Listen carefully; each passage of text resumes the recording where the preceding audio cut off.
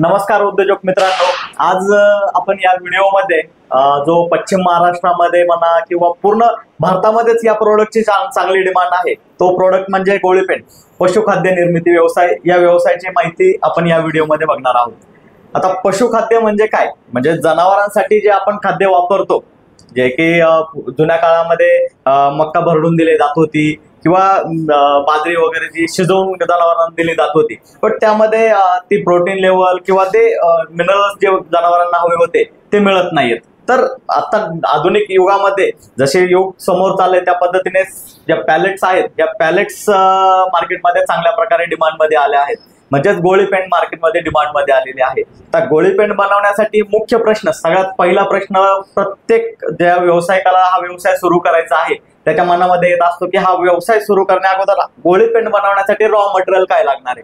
तर सगळ्यात महत्त्वाचा क्वेश्चन आहे हा रॉ मटेरियल। रॉ मटेरियल मध्ये तुम्हाला पश्चिम महाराष्ट्रामध्ये सर्व रॉ मटेरियल अवेलेबल आहे। त्यातलं पहिलं मेंडेटरी रॉ मटेरियल मी तुम्हाला सांगतोय की जे तुमची जी मक्का आहे ती कंपल्सरी आपल्याला यामध्ये लागणार आहे। दुसरा प्रोडक्ट जे आहे ती गहू लागणार आहे, गव्हाचा भुसा सुद्धा यामध्ये लागणार आहे।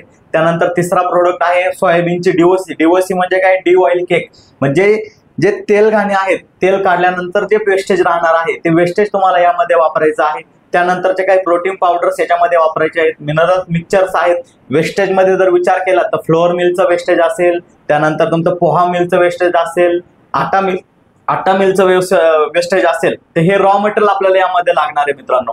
आता हे रॉ मटेरियल तुमचं झालं, त्यानंतरचा दुसरा प्रश्न येतो की जर तुम्हाला गोळीपेंड बनवायची आहे तर यासाठी लागणाऱ्या मशिनरीज कोणत्या आहेत। तर मशिनरीज मध्ये जाण्या अगोदर आपण सगळ्यात महत्त्वाचा पॉईंट बघू की तुम्हाला किती कॅपॅसिटी मध्ये हा प्लांट करायचा आहे। सपोज आपल्याकडे जी पीसीके कंपनी आहे पुण्यामध्ये आपण मॅन्युफॅक्चरिंग करतो मशिनरीजची, तर या ठिकाणी capacity wise 200 kg per hour, 300 kg per hour, 500 kg per hour, 1 ton per hour, या वेगवेगळ्या कॅपॅसिटीमध्ये आपण मशिनरीज मॅन्युफॅक्चरिंग करतो।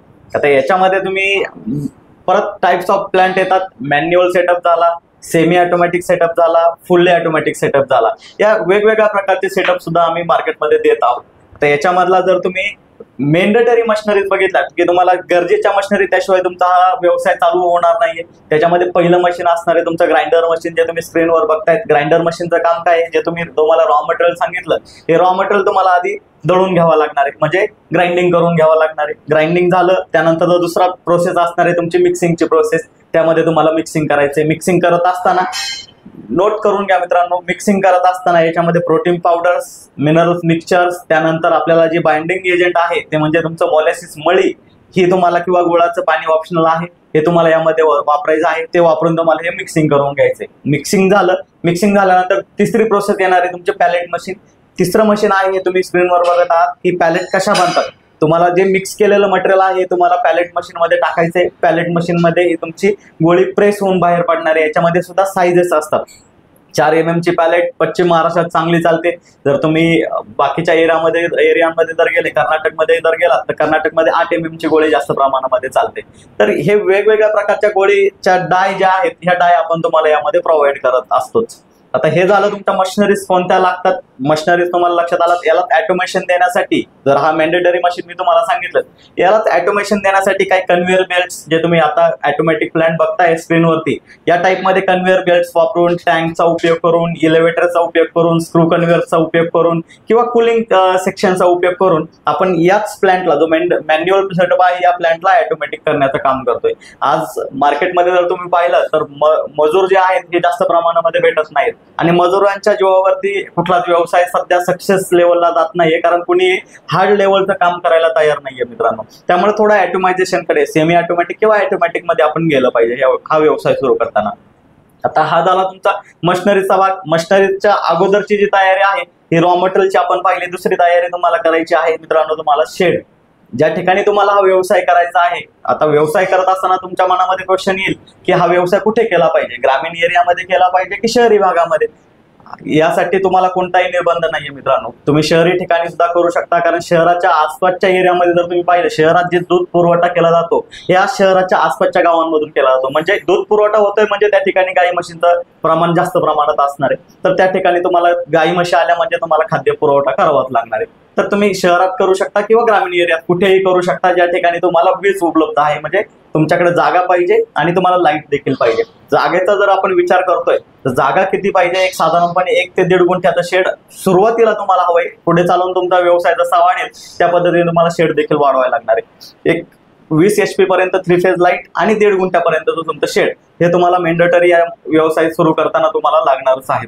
हा झाला तुमचा दुसरा पॉईंट. तिसरा पॉईंट आहे काही गव्हर्नमेंटचे लायसन्स तुम्हाला यामध्ये गरजेचे असतात, की तुम्हाला हा व्यवसाय सुरू करायचे तर काही परवाने, गव्हर्नमेंटचे परवाने तुम्हाला घेणे आवश्यक आहे. त्याच्यामध्ये शॉप ऍक्ट लायसन असेल, उद्यम आधार असेल लायसन्स असेल, असे 2-3 किरकोळ अजून लायसन्स आहेत की हे तुम्हाला गरजेचे असतात. हे लायसन्स तुम्ही काढून घेतले पाहिजेत मित्रांनो, कारण पुढे चालून तुम्हाला कुठलाही कानूनी तुमच्यावरती गुन्हा दाखल होतोय किंवा खोटा आरोप होतोय तर तुमच्याकडे हा लायसन्स जर असतील तर तुम्हाला कुठलेही सजा केली जात नाहीये मित्रांनो. उद्योजक मित्रांनो, आपण लायसन्स संदर्भात तर माहिती पाहिलीच आहे. तर आता पॉइंट लक्षात घ्या मित्रांनो, की तुम्हाला हा व्यवसाय चालू करायचा आहे, पशुखाद्य म्हणजे गोळी पेंड निर्मिती व्यवसाय चालू करायचा, तर सगळ्यात महत्त्वाचा पॉईंट तुमचं रॉ मटेरियलचे डीलर्स तुमच्याकडे असणं गरजेचं आहे. दुसरा पॉईंट जो आहे तो तुमच्याकडे लायसन्स गरजेचे आहे. तिसरा जे आहे तुमच्याकडे मशिनरी गरजेचं आहे. चौथा जे आहे तुमच्याकडे लाईट आणि शेड असणं गरजेचं आहे. आता हे झालं तुमचं पूर्व तयारी, जर हा व्यवसाय तुम्हाला सुरू करायचा आहे. त्यानंतरची पुढची तयारी जी असणार आहे तुमची, ती तुम्हाला आफ्टर सेल्स, तुम्हाला मार्केटिंग कशा प्रकारची करायची आहे. मार्केटमध्ये सध्या जे मित्रांनो दिसतंय ते विकलं जाते. म्हणजेच तुम्हाला जी बॅगची प्रिंटिंग करायची आहे ती बॅगची प्रिंटिंग तुम्हाला चांगल्या क्वालिटीची ठेवायची आहे. त्याच्यावरती तुमचे 4 कलरमध्ये प्रिंटिंग असेल तर अतिउत्तम, म्हणजे जेणेकरून ते बॅग दिसताना तुमची अट्रॅक्टिव्ह दिसणार आहे.